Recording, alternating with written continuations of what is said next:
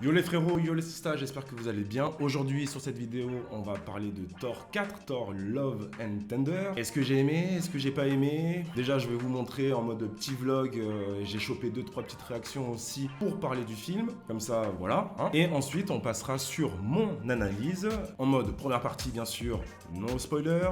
Comme ça au moins vous regardez la vidéo tranquille, on est tranquille, il n'y a pas de soucis. Et ensuite il y aura la vidéo spoiler où là je vais tout balancer, enfin tout ce que je pense. Et je dirais d'ailleurs à ce moment-là c'est spoiler, t'es prévenu. Bien sûr, n'hésite pas à t'abonner, commenter, mettre un petit like, hein, s'il te plaît. Ouais, et si t'as vu le film d'ailleurs, n'hésite pas à mettre un commentaire d'ailleurs sur ce que t'as pensé du film. Sinon, bah, t'attends le 13 juillet et tu te fais une raison avec cette vidéo. Ah, c'est à toi de voir, hein, parce que moi j'ai des choses à dire. Hein. Bref, ce que je te propose, c'est qu'on commence directement par les petites images pour vous présenter d'ailleurs Pâté Plein de Campagne. Un grand big up à eux. Je vous remercie énormément pour ce cadeau, même si je veux parler du film, enfin bref, c'est parti, on commence par la partie petit vlog, et ensuite on se retrouve juste après pour la réaction de Thor Love and Thunder. Chaque fois que j'ai envie de filmer, putain, il y a soit la moto, soit le camion, donc voilà, super, trop bien. Bon, en même temps, je suis dans un parking, hein, j'ai envie de te dire, allez, ça va le faire. Bon, là je viens d'arriver à Plein de Campagne, il y a le cinéma Pâté qui est juste à côté. Je suis prêt à aller voir Thor. Je suis assez mitigé, je dois vous dire les gars, vu le nombre de vidéos qui sont déjà sorties. Putain. Bon, ça y est, ils viennent de partir et moi j'en profite pour me rembrayer. Ok. Ouais, normal, en même temps avec les bouchons.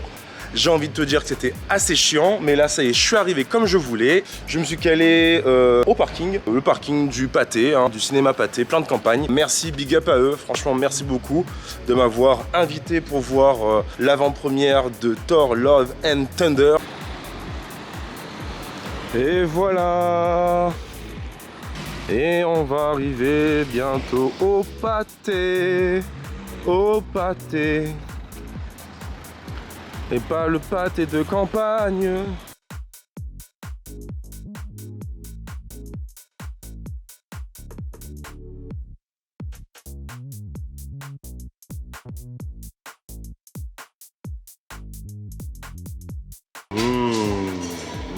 Alors moi je suis plutôt sucré. Vous êtes plutôt quoi au cinéma? Plutôt sucré, plutôt salé? Au popcorn, c'est toujours un popcorn sucré. Ouais, voilà, hein. Celui-là, le normal. Faut pas trop prendre de choses d'ailleurs pour aller au ciné. Un petit truc à bouffer et une petite boisson, ça suffit largement.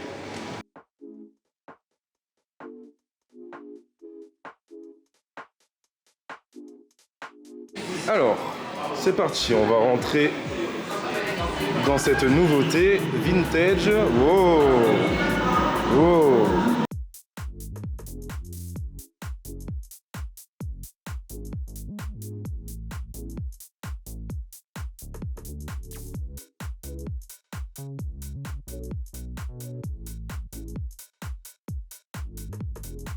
Alors déjà c'est bien coloré.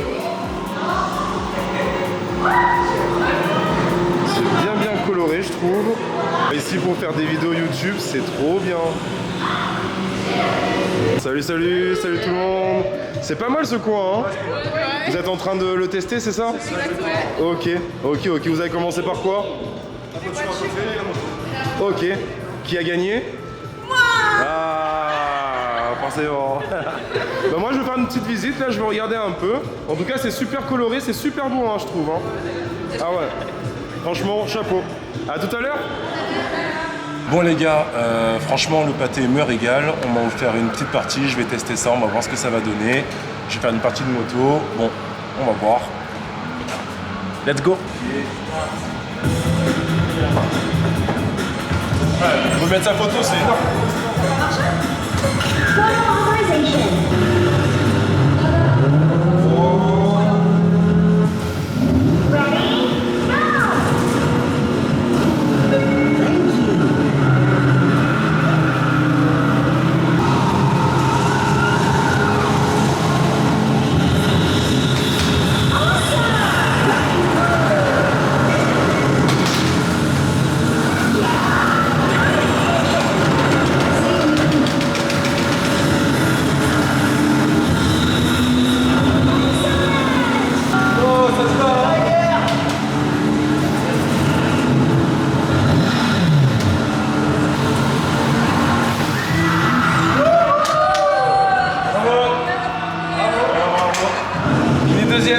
deuxième. Franchement, c'est énorme. Hein. Oh, ça fait du bien. Le temps que tu captes, comment il faut se mettre et tout. Et après, une fois que tu as capté, bon les gars, là je tente le côté voiture. Il faut juste que je sélectionne la voiture. Bon, regardez ce que je peux prendre. Sans focus, normal. Là c'est mes adversaires, ils sont là. Yes. C'est toi qui as fait numéro 1 avec la moto. Bien joué, bien joué. J'avais une revanche à prendre les gars. Allez, c'est parti, ça part de là. C'est parti les gars. Oh là. Ah, vous avez déjà commencé? Ah, l'autre. Ça commence, ça commence, ça commence.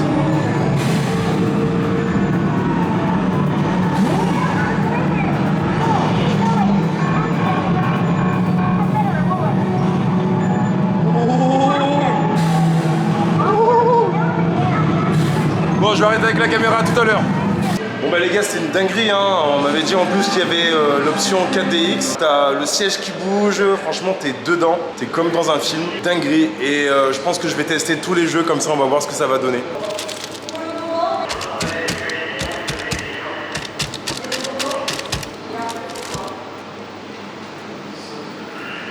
Ok.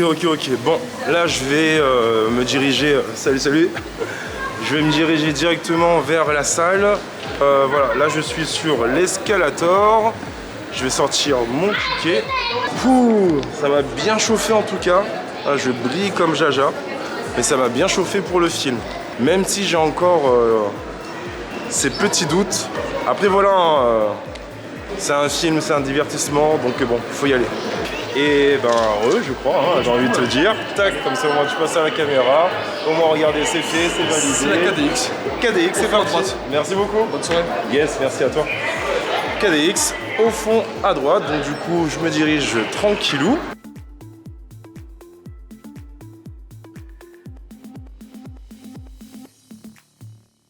Parti, on va se le mater en mode KDX. J'ai envie de dire, ben c'est parti, let's go. Ouverture de la porte. Et le noir total. Noir total. Et d'un coup, ça y est, je suis arrivé. Il y a du monde, donc je ne veux pas faire beaucoup de bruit. D'ailleurs, moi, il faut que je trouve. Je crois que je dois aller au siège G2. Alors, G2. G2, c'est quoi? Là. C'est G1. C'est quand même cool, hein, le 4DX. Hein. Faut que je trouve le 2, moi. Ah, c'est peut-être derrière. Ah oui, c'est derrière. Ah, voilà. Je suis là. Tac. Je suis calé tout derrière. Comme ça, au moins, je pense que je vais bien kiffer. Moi, j'ai pas trop l'habitude du KDX. Moi, je suis de la vieille école. Donc, du coup, on va voir ça ensemble. Voilà. Là, je suis installé. Confortablement. Et si j'ai bien compris, ça va bouger. Moi, je pensais que c'était déjà avec les lunettes et tout, mais aucun rapport. Par contre, les gars, en termes de qualité, on est au max. Hein. Comme un boulet, j'ai oublié mon portefeuille dans la voiture. Du coup, ben, pas de boisson. Mais c'est pas grave, hein, je vais apprécier le moment en KDX. Donc, je pense que ça va bouger. Pas de lunettes, comme ça, au moins, j'ai pas mal aux yeux, mais au moins, je peux me concentrer sur le film et le dynamisme. Je retourne à ma place, la place G2. A few moments later.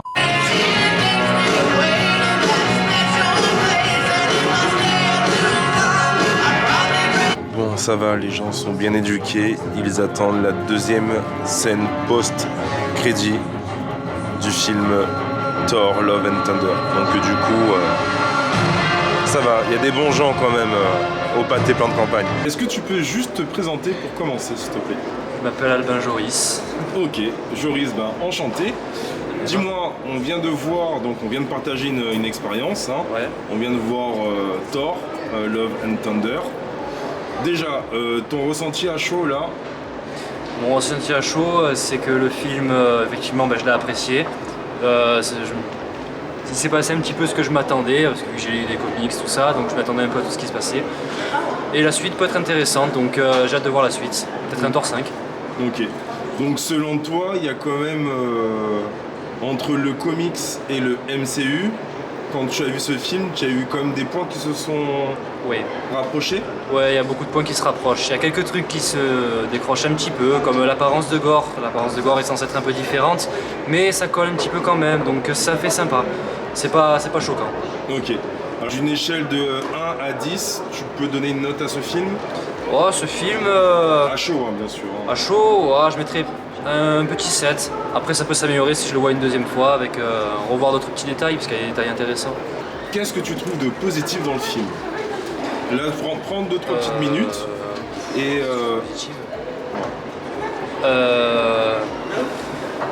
Ce qui est positif, c'est qu'on retrouve quand même, on va dire, un petit peu de part de comédie, on va dire. C'est pas forcément un film sérieux, ça peut être un film un peu adulte par rapport au combat, par rapport un peu aux scènes, comment ils le mettent en position. Mais il y a là toujours la partie comique et un petit peu enfantin qui est derrière, qui permet vraiment à tout le monde de regarder le film. Elle te dérange pas parce que c'est bien que tu aies fini la réponse par tout le monde.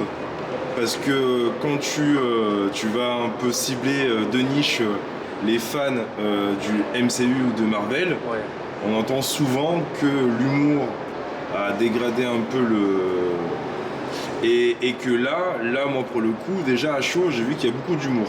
Ouais. Pour l'instant, je donne pas encore ma réaction, moi, mais toi, à l'inverse de tout ce qu'on entend, oui, l'humour, c'est validé? C'est validé parce qu'en fait, si c'était quelque chose de trop sérieux comme dans les comics, les gens, ils iront pas forcément le revoir parce que ils vont pas avoir le côté appréciable du film. C'est-à-dire qu'ils vont juste se concentrer sur l'action, alors que de l'action, et à aucun moment ils vont se détendre, ils vont être tendus par rapport au combat qui se passe à l'action. Alors, avant de penser à la prochaine question, désolé, hein, ça me fait tilt. Tu penses que c'est une bonne méthode pour faire connaître et partager justement ce milieu? Oui, je pense que oui, effectivement. Ok. Et la dernière question, selon toi, qu'est-ce que tu reprocherais au film? Alors, à chaud, c'est pas évident, mais... Qu'est-ce je pourrais reprocher? Je peux reprocher que oui, il y a des choses qui ne collent pas forcément par rapport aux comics. Après, bon. Si on cherche Voilà. un peu profond et à chaud, j'entends bien. Ouais. Toi, tu en as pas, hein? Ouais, je sais. Là, comme ça, non, à chaud, je sais pas. Je te remercie, merci De rien, beaucoup. Pas de soucis. Je vais aller voir ton pote directement à côté. Et du coup, je vais te reposer les mêmes questions. Déjà, est-ce que tu as apprécié le film? Oui, ça va, nickel. Ouais. Tu pourrais nous dire pourquoi? En quelques mots? Moi, j'ai toujours aimé l'univers Marvel en lui-même. Ok. Après, les films Thor, tout ça, c'est des films que j'ai suivis. Moi, j'adore Thor, j'adore tout ce qui est la foule, tout ça. C'est ton personnage préféré dans... Dans l'univers Marvel, non. C'est Honnêtement, lequel? non. Moi, c'est Iron Man. Bon, il est mort, bon, après... Yes. D'une échelle de 1 à 10, tu donnerais quoi comme note? Je donnerais un 8. Ok, plus que ton pote. Ouais. Donc tu l'as... Oh là, je bégaye. Je vais te poser directement la question de qu'est-ce que tu pourrais reprocher à ce film? Même si tu l'as bien aimé, il y a toujours quelque chose qui pourrait peut-être te faire tilt.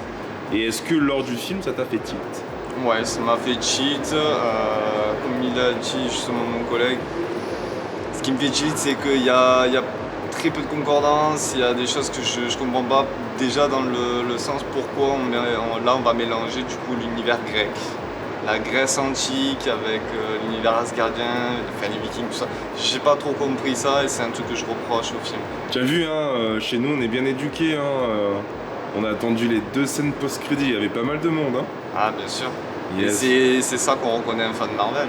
C'est ça, je confirme.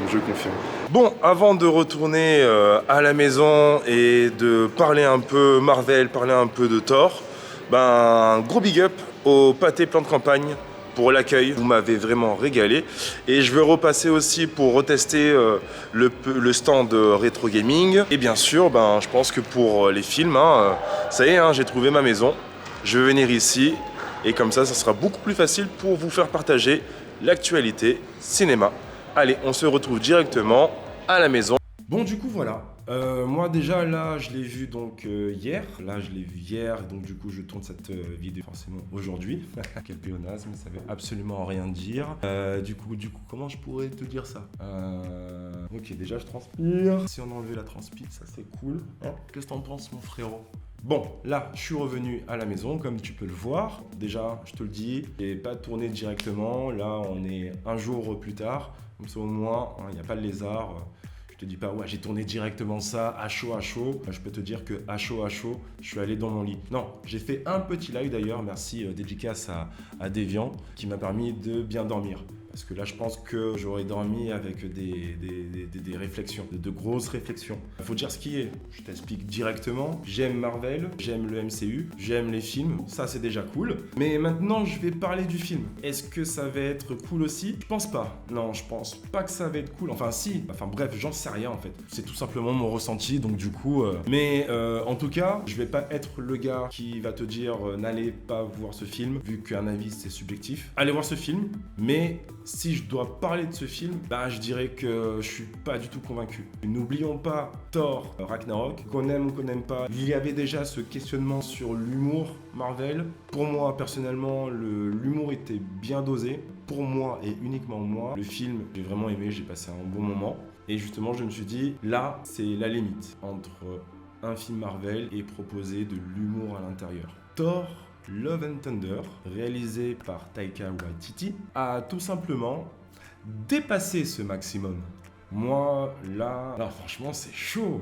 Comment tu veux parler de ce film? Bon, déjà, on va faire la partie no spoiler. Et pour la partie no spoiler, tu sais quoi? Je vais te lire ce qu'il y a marqué sur Google, parce que je peux pas faire plus. Thor se lance dans un voyage différent de tout ce qu'il a connu jusqu'à présent. Une quête de paix intérieure. Cependant, sa retraite est interrompue par Gorr, le boucher des dieux, un tueur galactique qui cherche l'extinction des dieux. Donc, entre ce que je viens de te lire, le pitch, le synopsis et les bandes annonces que tu vois, honnêtement, pas besoin d'en dire plus. D'un point de vue général, non spoiler, est-ce que ça va être rigolo? Oui, ça va être rigolo. Est-ce que l'histoire est intéressante? L'histoire n'est pas intéressante. Est-ce que Gorr fait le job? Préfère répondre en mode spoiler. Qu'est-ce que je peux te dire de plus non spoiler, mon frérot? Surtout là quand j'ai chaud, tu vois. Surtout quand là j'ai hyper chaud. Ouais, déjà le film passe très vite. Dans le sens qu'il n'y a rien. Alors on va revoir Nathalie Portman. Nathalie Portman, elle fait le job, hein. Forcément, ça fait du bien de la revoir pour voir la continuité de l'histoire entre Thor et Jane, l'histoire d'amour, forcément. La façon dont c'est mise en scène, il faut parler de la mise en scène, la façon dont c'est découpé, on ne comprend pas forcément, ou du moins ce qui est proposé, c'est compliqué de se dire, ok, ça tient debout. Ok, le problème de ce film, en gros, c'est que quand tu as vu d'autres films Marvel, où justement tu pouvais voir des histoires d'amour ou des histoires justement d'amitié, ça se tenait. On a eu quand même une longueur qui montrait l'amitié entre Hawkeye et Black Widow, et pourtant ça a fait le job. Donc là ils t'ont contracté ça, et pas de la bonne manière, je trouve, selon moi. Je préfère le dire. Je pose les papiers, tu vois, genre. M'attaque pas, tu as vu, genre. Russell Crowe de Gladiator, tu passes à ce Zeus là. Pose-toi des questions. Hein. Moi, ça m'a fait mal de voir déjà les séquences de Zeus. Elles sont déjà en termes de dieu.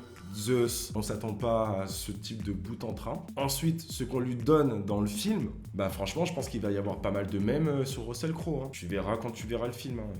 Alors, la partie graphique, on a deux tons qui vont bien se symboliser avec les deux tons que vont proposer le film. Ces deux tons, c'est une dose d'humour et une dose horrifique level Disney. Déjà, on va voir cette espèce de balance avec les couleurs du film. D'un côté très saturé, très pop, du côté humour et surtout toute l'ambiance Thor. Et toute l'ambiance gore, on va retrouver justement toutes les spécificités de couleurs concernant les thèmes horrifiques. Encore une fois, là, cette façon de détailler, je prends juste le côté visuel. Voilà, c'est un cas qui s'additionne avec le scénario, la direction artistique, tout le pataquès pour produire un film. Et là, visuellement, on peut commencer déjà à repérer justement ces deux différences. Au niveau de l'histoire, justement, avec ce dosage horrifique et ce dosage humoristique, dans la continuité du film, on a l'impression que c'est en fait deux timelines qui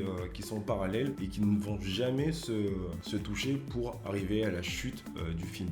Sur ces deux différences, moi j'ai un penchant plutôt vers le côté horrifique. Le côté noir et blanc sur certains passages donne une certaine émotion. Il y a certains points, certaines séquences que j'ai pu valider, mais encore une fois, elles sont très maigres. Le côté saturé, là par contre, le problème c'est que on met l'humour. Honnêtement, il est plus facile pour moi de parler de ce film en mode spoiler.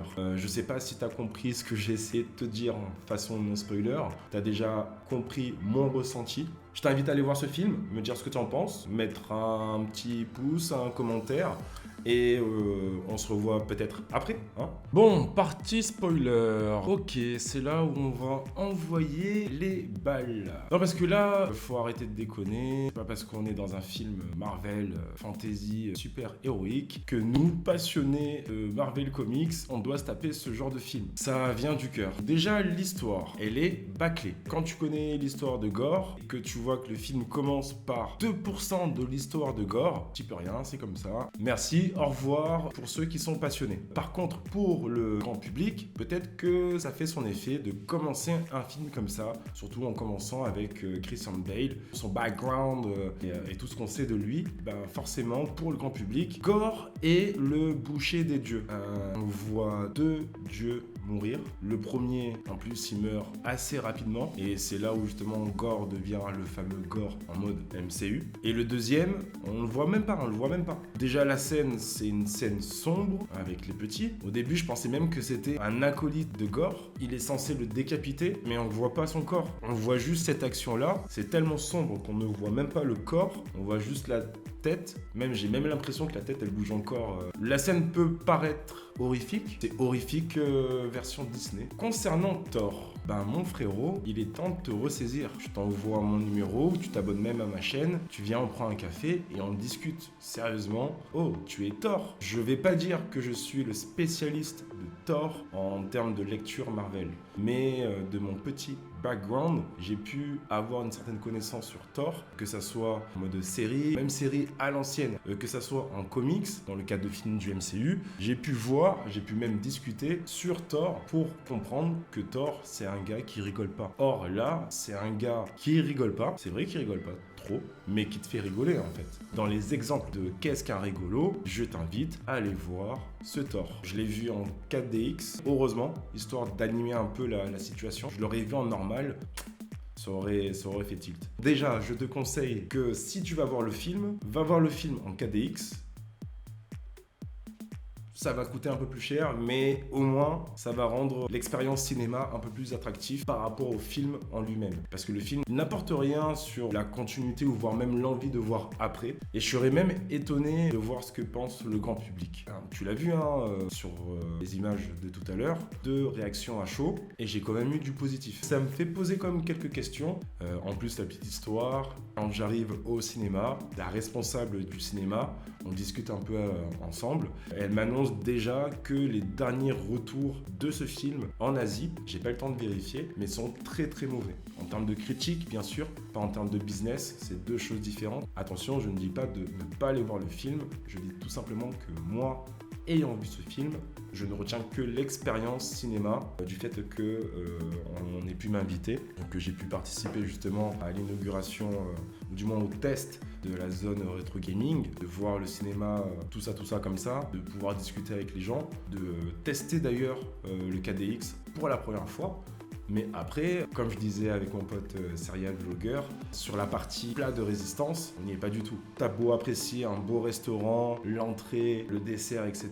Mais tu viens pour manger et le plat de résistance. Donc du coup, quand tu ressortiras du restaurant, tu vas retenir certes l'ambiance, mais ton ventre, il te dira plus jamais « je vais à ce restaurant ». Et donc, par cet exemple, je n'ai plus envie de voir du film Marvel de cette cadence-là. Malheureusement, mon côté fan ira voir toutes les propositions de ce genre de film. Il n'y a pas que ce genre de film que j'aime. C'est encore plus intéressant d'ailleurs de voir l'impact, et ça on pourrait faire peut-être une vidéo, mais l'impact de l'effet super-héroïque sur les autres genres de films. Bon, bien sûr, je suis obligé de parler des chèvres. Les chèvres, c'est tout simplement un carnage. À chaque moment du film où tu vas voir les chèvres, tu espères que ce moment va se terminer. Parce qu'au niveau du bruit, c'est une agression sonore. Imagine, t'es en KDX, ça bouge de partout, et d'un coup t'entends... Excusez-moi pour le... Voilà, je sais pas le faire. Je suis très content de ne pas savoir le faire. Non, mais ces chèvres-là, on savait que Taika voulait donner un ton humoristique, notamment lors des scènes des chèvres. Avec le peu de scènes, ça nous suffit largement. Déjà, faut pas en mettre plus. Il faut pas en mettre comme ça tout court. Apparemment, il y a des scènes coupées. Est-ce que ça aurait donné un autre genre? Pourquoi elles ont été coupées? Parce que clairement, on le sent que le film il a été coupé au katana. Un ninja, il est arrivé, pousse-toi le monteur, moi je suis samouraï, je sais quoi faire. Tac, tac, tac. Voilà, le film il est fait, on n'en parle plus. Le méchant ne fait pas peur. Le méchant ne fait pas peur, tout simplement, voilà. Même Christian Bale ne fait pas le job. N'oublions pas qu'on le dirige, hein. Christian Bale il fait le job, son job. Mais à l'image, comment ça a été mené, comment ça a été dirigé, on n'y est pas du tout. Si tu veux voir de l'action, en te disant que c'est Thor, normalement je vais voir de l'action, il y en aura pas. Enfin, c'est pas qu'il y en aura pas, c'est que la façon dont c'est fait, tu vois que le film n'est pas clairement construit pour voir des scènes d'action. À la limite, ils se disent on est obligé d'en mettre parce que c'est un film Thor, mais on va vraiment les mettre